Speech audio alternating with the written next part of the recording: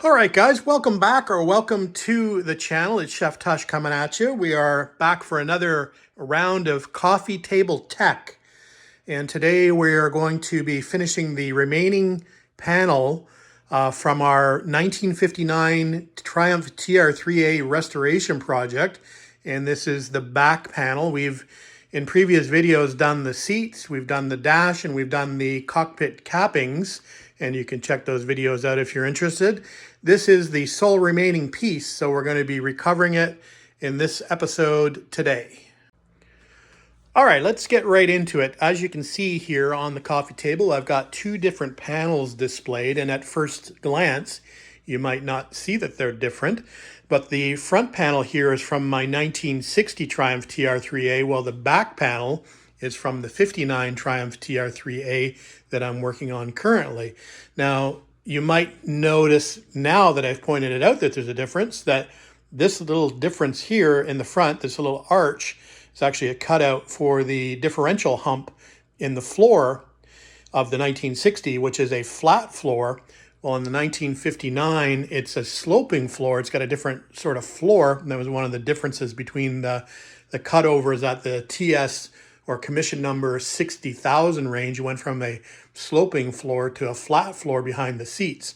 And I believe that is the difference as to why these two panels are slightly different from appearance-wise anyway. There's also some differences on the back, and let me flip these panels over and I'll show you. It's quite a substantial difference actually when you're handling these panels, but let me flip them over and I'll show you the difference from the back side.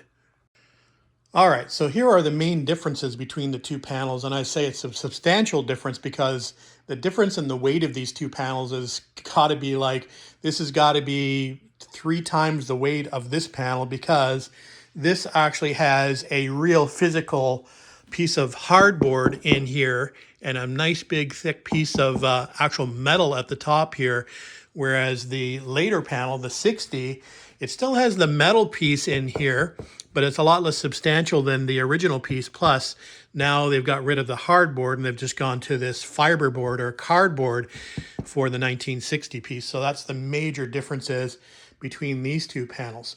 Now, just a quick note, the panel has these clips along the bottom, and these actually attach this panel to the floor.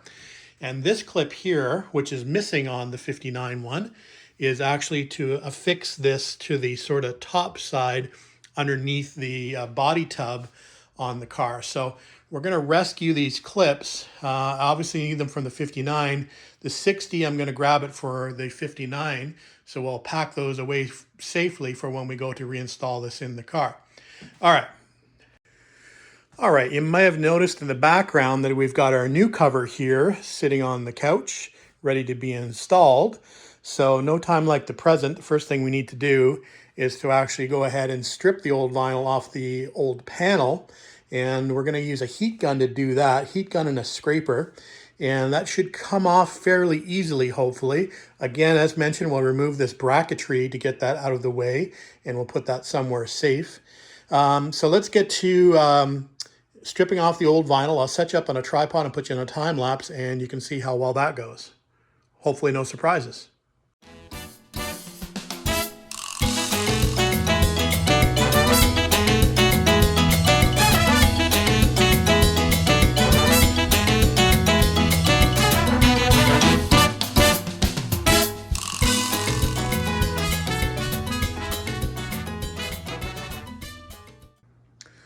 All right, the cover is off, and it came off pretty well. Underlying material is definitely in good shape, whatever this is. Hopefully it's not asbestos.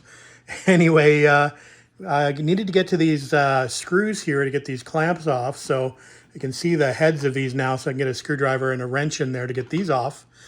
Up the top here, that top piece of fabric was actually nailed in there. I'm not sure if that's a requirement of the new piece. I don't think so. Not quite sure. I'll have to take a look at it, but I don't think it needs to get nailed back in there, but it's possible. Now, I noticed that a lot of the rivets have broken or are missing to attach this metal piece to the wood piece, and there's only, I think, 2 rivets on either end that are actually holding the wooden piece on the metal piece. So we're going to have to change all the rivets out for sure to give that some stability again. So let's get pulling some nails out. I definitely want to pull all the old nails out, as many as possible. There's a combination of nails on the back as well that were holding some of the corners in where the material was folded over that was actually nailed into the wood piece. So we'll have to remember that when we go to tidy up the back panel. We can actually use some staples back there as well. So, all right, let's get to pulling some nails.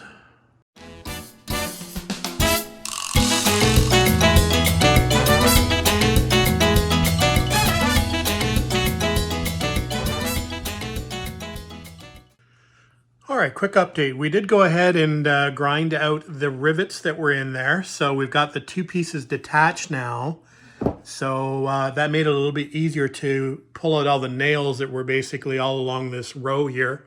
So that's looking pretty good and pretty well cleaned up now. So I think we're in the process now of probably riveting these two pieces back together, and then we can trial fit the cover and see how it fits before we go to the next step of figuring it out to actually how to attach it to this panel or these panels.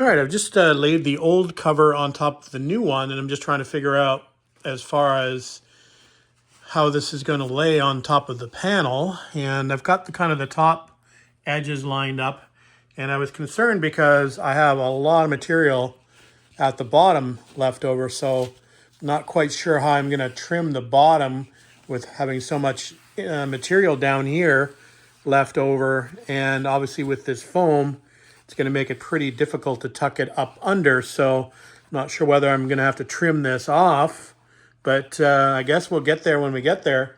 Not sure why this is quite so long. Anyway, I'm going to test fit it on the panel. Got our clips standing by, so we'll clip it around it, and we'll see how we do before we decide to do the next step, which will be breaking out the glue and the staples.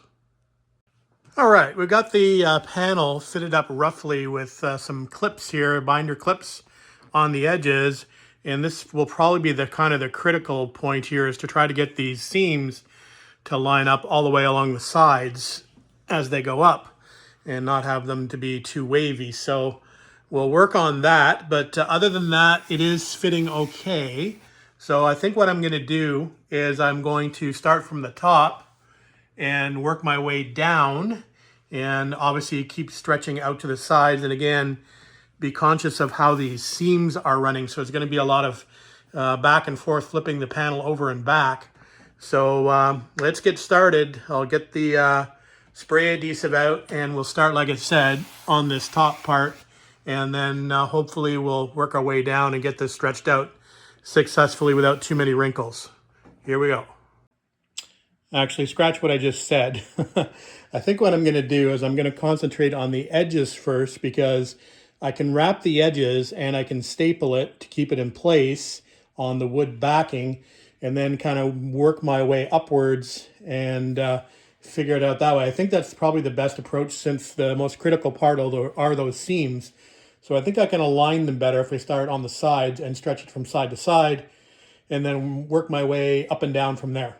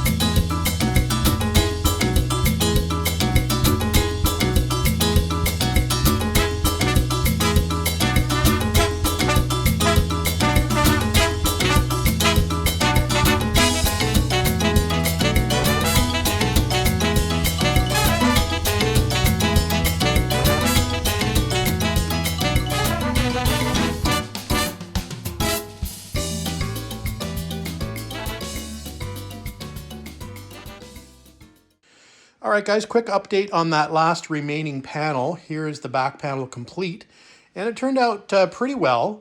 You can see a little bit of rippling here in this pleating here, but there's not much I could do to stretch that out because it's kind of captured within this actual pleat. But the rest of them are pretty good. There's a little bit of a wrinkle over here in this corner. I think I said the most important thing to me were the seams on the sides, and they turned out pretty well. They're pretty straight on that side, pretty straight on this side. As far as the bottom is concerned, I just ended up turning over that foam on the bottom and finishing it across the bottom just like that. And that seems to be okay. I don't think it's going to be an issue with fitting this into the car.